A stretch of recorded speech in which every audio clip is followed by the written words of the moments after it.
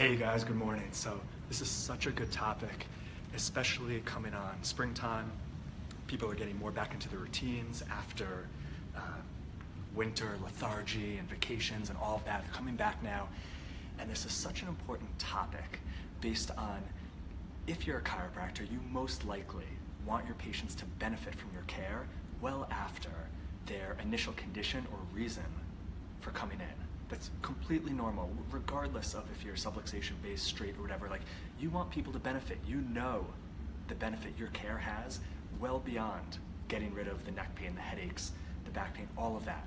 And you've probably experienced that most patients don't come in with the obvious, I want to get this resolved, and then afterwards, I want to turn this into wellness and prevent other things from happening, or maintain this, or protect the correction. People don't come in with that. So what happened over the last 30 years is you've been taught or told from the stage, from coaching groups, if you just start them off on that premise, or you speak to them enough about wellness, that they'll get it. And it's so obvious. You show them the anatomy, you show them the physiology, you share with them the philosophy, or not, and it just makes sense. That's how you take care of yourself and your family. Even if you're not symptomatic, you get adjusted because it prevents you from getting more symptomatic or things going wrong. It makes total sense to you and me. But that same understanding and mentality more often sabotages patients, first from even coming to you in the first place, and I'll share that in a second, but sabotages from them utilizing your care and utilizing your service as a post-correction, post-recovery, asymptomatic wellness paradigm. And here's why. Here's the first reason. So if you're doing this, really take a look at how this may be coming off to the patient. First one, everyone, especially patients, makes their decisions emotionally. Whether it's their healthcare, finances, relationships, whatever it is, we make our decisions emotionally. And oftentimes, as a chiropractor, you're not setting someone up on a new patient schedule from day one for the rest of their life with wellness. There is some type of an endpoint, whether it's visit number based, whether it's time based, whether it's a week, 3 months, a year, whatever your plan is, there's an endpoint where you reevaluate and where are we going from here. And most chiropractors, their goal is to keep the patient going because you know that's in the best interest for them and it's helpful for your business too. There's no denying that. So what happens when you come to the end of an expected goal or time frame of care and you're recommending one thing, the patient isn't on board because not every patient is going to be. Thanks, Nathan. Not every patient is going to be on board, and just think about, even if you are creating a wellness practice, how many patients from their first interaction, the first phase of care, actually become wellness patients for life? 1, 2, 3. And that's not because you're doing it wrong. That's just the natural order of how people operate from their very first interaction with you, their very first care plan. So you're going to, at the end of their initial care, recommend what you recommend, which is probably a reason for continuing. And we'll get to that reason as the third why you're asking them to continue. As the third must-have, you need to change. They're thinking, I either got well or I didn't get well. I don't understand it's worth the investment to keep paying. If I feel good, I'm going to hold off for now. Thank you, I love you, you did great work for me, I'll tell people about you, all of that.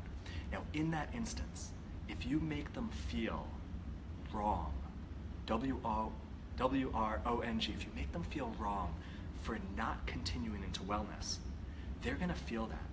And even though they trust you, they know your skills work, and let's say 3 months down the line, a year, 3 years, they have the same issue or another issue that they believe you can take care of, they're going to be hesitant to come back to you because they felt that they didn't do the right thing with you. They let you down. They weren't a good patient. And even though they know coming back you can help them with their headaches or their back pain or whatever it is, they're more likely going to go to someone else who they don't have to confront that experience of, Doc, I know you wanted me to continue on this and I said no, but now can you help me with this issue again? People don't want to go into that experience, so they're going to go to the other doctor.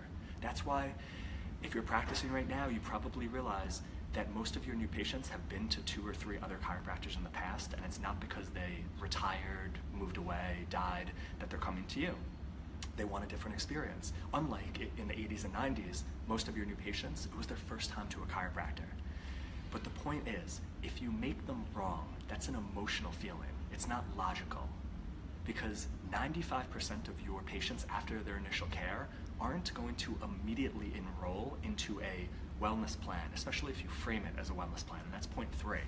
So be okay with patients not continuing immediately, not make them wrong, and you're gonna foster a relationship, thanks John, you're gonna foster a relationship where they feel comfortable, inspired to come back to you 3 months, 6 months, 9 months, a year later. Keep telling people about you, because again, if you made them feel wrong, they're not going to refer someone into you, even if they believe you can help them, because they don't want their friend or family member to be made felt wrong also. Again, it's all emotion. So how are you making your patients feel, even when they're not following the directions or recommendations that you know is right for them, and you can't understand why they don't understand either. Again, they haven't been through 4 years of chiropractic school and 20 years of seminars and green books and colleague mentorship and camaraderie and all of that. So remember, they're in a completely different place than you. So first off, 95% of your patients aren't able to get it in that first phase, no matter how many lay lectures, no matter how many emails, all of that drip education, which you should be doing, and that's great, but don't think they're gonna get it like you get it. So be great with them when they leave, and then make sure you are having a very, very strong sequence of being able to be in touch with them, so they know, pretty much for no cost out of your pocket, that you're always there whenever that next thing comes up. And it may take 2, 3, or 4 relapses of them coming back, stopping, them coming back, stopping, before they realize, you know what, I think if I just made this as part of my schedule, life would be a lot better, I wouldn't have these relapses, and I'd even get things that I didn't even realize, which will be point number 3. Second point is when you bring up wellness. Remember, even if you have a chiropractic health and wellness center, even if that's in your name, 99% of patients looking for you are coming because of a condition they have now that they want to get resolved. I mean, literally, how many patients have come to you from new patients have come to you in your career asking for either I want this resolved and then immediately stay with wellness, or I just want wellness, doc. I mean, I don't think I'm so out of the blue. It's been like probably less than 1% who have come in with that mentality. So it's probably the same for you and everyone out there in history. So we're taught, promote that from the beginning, plant the seed, whether it's on your website, and I'm just gonna start right there. Be careful what's on your website, because if on your website all you're talking about is family wellness and like the person running through the hills and life is perfect, when that patient with like a real issue and a real condition, not just a little neck tweak or a little sore muscle, a real issue, which hopefully you want to be attracting in to help those people. Not just people who just want wellness, but people who are really suffering that you can make a big difference for. When they see that website, I guarantee they're more thinking it's like a spa experience. It's like a add-on to your health, like supplements. Like most people don't take supplements to get over a condition. They take supplements because they're just forward thinking and they want it to be preventive.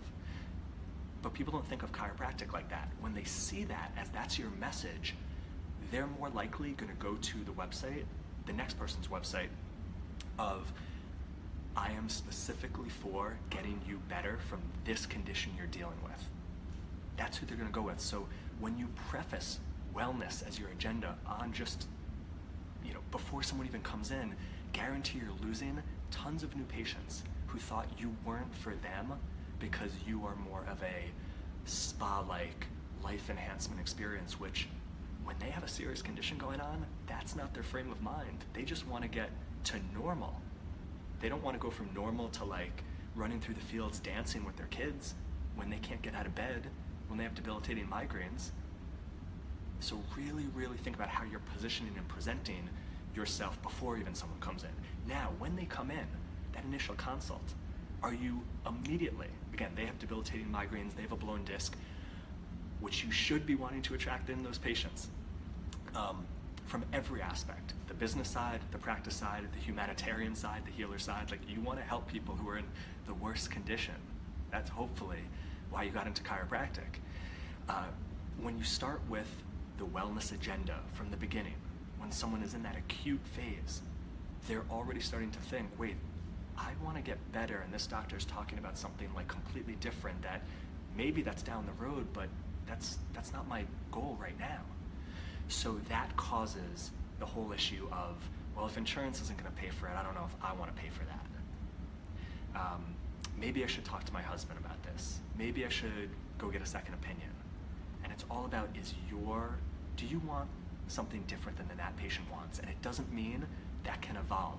So what I'm talking about here is when you bring up wellness. It's not about never talk about wellness and the epiphany is just going to happen in the patient's mind because they got better. Absolutely not. It's when and it's how.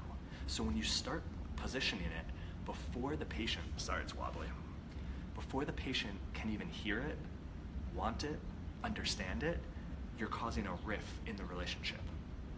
Yet, when you start bringing it up, whether it's through video, lay lecture, table talk, emails, the medium is not the issue here. It's when you start doing it. So someone can't hear it. A new patient can't digest and understand it before they start seeing the results themselves.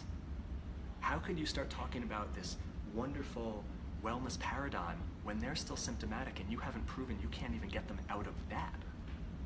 So, during their sequence of care, are you positioning how you bring up next phases of care in a both logical and emotional, strategic way that they can actually understand and get?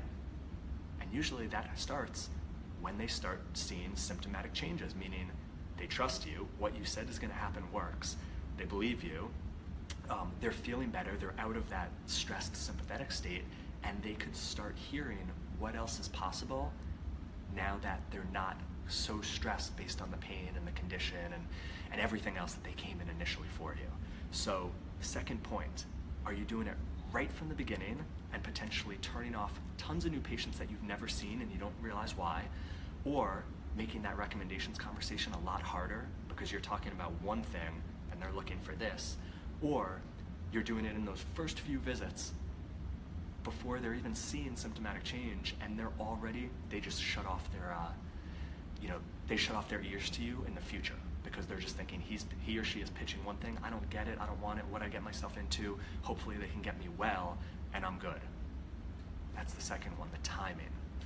Now the third one, let's say you did the first two. You don't make them wrong for leaving.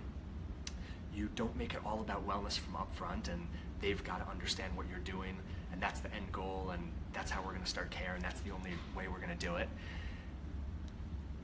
And you know when to introduce through different mediums, through the timeline of care, the wellness understanding.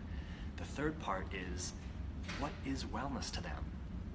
Like, for the last 30 years I've seen in chiropractic, it's fell straight up, flat on its face. I mean, look, as a whole, think about how many new patients have come in, how many have turned into wellness?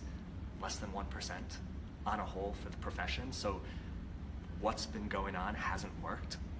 And it's not because insurance doesn't pay for wellness, even though it used to. It's not because of that reason. It's that chiropractors think selling the invisible is going to work. What's selling the invisible? Invisible is wellness. Invisible is maintenance. Invisible is prevention. Invisible is protection. Selling the invisible is even worse than selling like an insurance plan, which can be so skeptical to invest in because you don't know what the payout, or is it going to be worth it? So selling the invisible is like something may not happen. Wellness, as ambiguous and vague as that is, and then you're guaranteeing, or maybe guaranteeing, that person's never going to have an issue again just because they're keeping on, whether it's once a week, once every 2 weeks, once a month, once a quarter, like that's going to keep them from ever having a symptom or something breaking down from all the other crazy, awful, stressful stuff they do in their life and their posture and their bad eating and their inflammation and weekend warrior stuff and just basic age and degeneration of the body. Like, just because they're on a wellness program doesn't mean things aren't going to go wrong. So one, it's not attractive and inspiring to pay out of pocket for something that's invisible, you can't see, you don't know what you're going to get, and it's about avoiding something. So any of those terms, those are the only terms I've seen in the profession, and they all pretty much convey the same thing to the patient. You're going to pay for something that you're not going to see, or you're paying for something that I told you was going to end then, and if you want it to stay, you can keep paying for it, which good luck with referrals with that model. And it's just not attractive at all. So how should you communicate, position, frame, offer, not sell, offer the opportunity for continued asymptomatic wellness care? Well, what if you started to get to really know what's important to your patients, both from the physical health standpoint to the goals they have in their life above and beyond just what they told you in that consult for their initial acute issue they came into you? Like, what if during your table talk you're actually interested in what's going on in their life, and it's not just you enter the patient's face down, you do your flying 7, and then you're out before they could even ask a question because you need to hit 400 patients today. And you still need 80 new patients a month, 15 years in practice to be able to do that. If that's your paradigm, cool. You're probably not watching this if that's what you love doing. But if you want to practice where really you're the most referred to, sought after, respected DC in your community, where you're not needing to go for all the flashy bells and whistles to try to get in 50 new patients a month after 5-10 years in practice, or 4 to 6 years in practice, then are you really finding out what's important to your patients above and beyond and after their initial goals? Remember, their initial goals are from their acute coming into you with a problem. Their thinking is only this big. Then during their care, their thinking starts getting bigger because they start getting less stressed because they're getting better because you help them.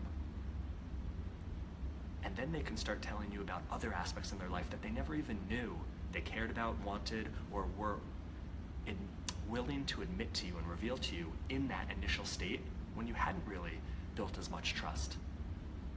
Now I'll say, when you do the Perfect Patient Funnel System consult, they'll tell you everything. But they don't believe it's possible until they start seeing the symptomatic changes, the physiological changes.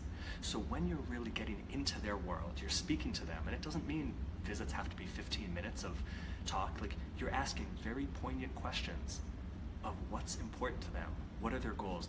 The second someone achieves one goal, whether it's you watching this now in your business or a patient with their health, the second they do that, they have a new goal. That's why goal achievement is extremely unfulfilling. Doesn't mean it's not necessary, but it's extremely unfulfilling.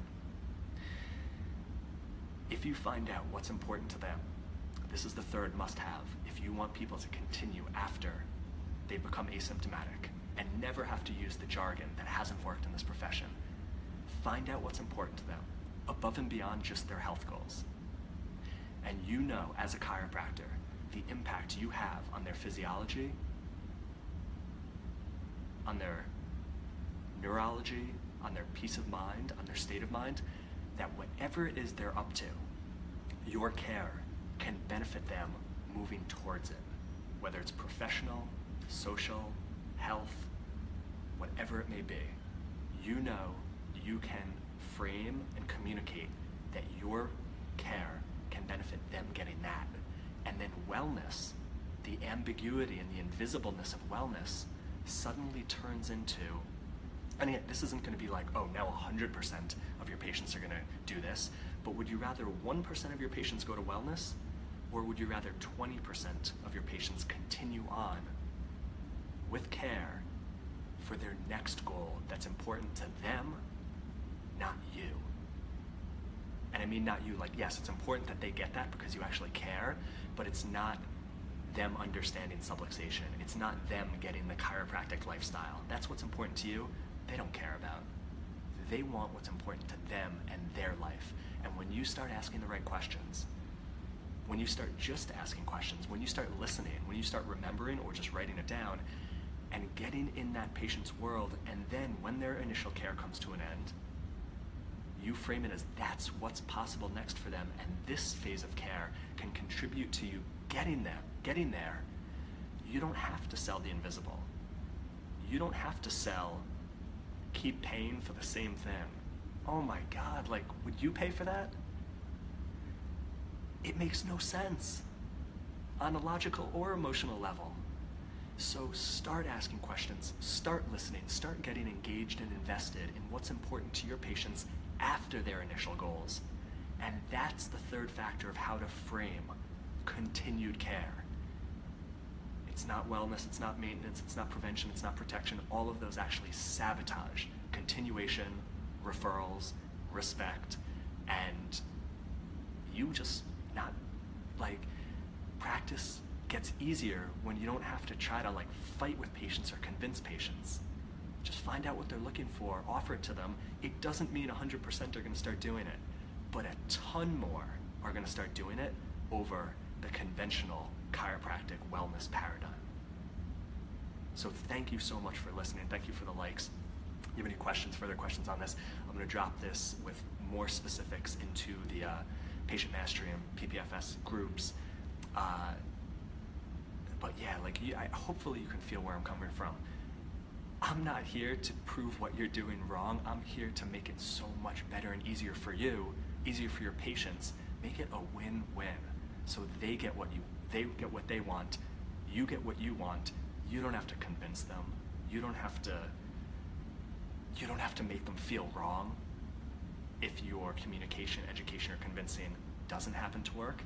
Because remember what I said, 80% still aren't going to continue on with their next goal, but they're going to come back to you quicker. They're still going to refer, and getting 20% to continue on is 20 times more than 1% continuing in wellness.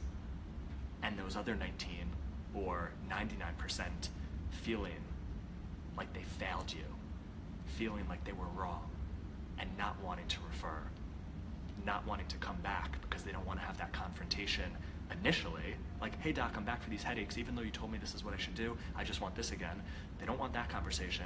And then when they're done, even though they know you're going to get their headaches away, they don't want to have that end conversation or interview where they have to say, no, I don't want wellness again. People aren't coming back for that.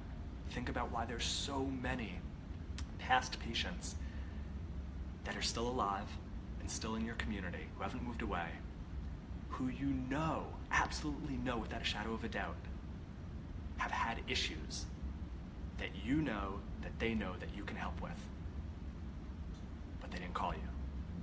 And that should be the most invigorating and factor in changing how you present what your care can make a difference in after the acute. So, real quick recap.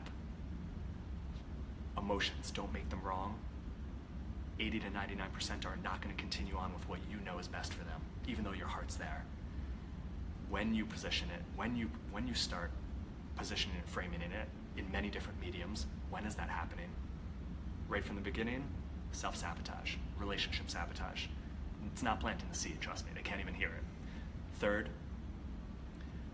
is, what is wellness? Is it an ambiguous, invisible term? Or is it exactly what's important to them? Go do that, watch what happens. Let me see. Exactly, Danielle. Thanks for the comment. All right, I gotta go. Busy, busy day. I'm sure you are too. Thank you for tuning in, whether live or recorded. You know I want the best for you, and more so, because I know it'll come back to you tenfold, I want the best for your patients. And when your patients get the best, you'll get the best as a byproduct, rather than showing you how to manipulate it to get the best from them. Those days are over. Garbage. New era, new paradigm. Guys, times are changing. It's not just insurance is changing the game. Everything in how people perceive relationships and business, it's all different. Do things that have been preached the last 30 years, you're gonna stay in that same hamster wheel paradigm, but worse, because now insurance doesn't pay, which is the only reason that paradigm worked. And because it was the first time everyone came to a chiropractor, and that's all they knew. Game's changed. Keep up with it, adapt. It's not just about going online.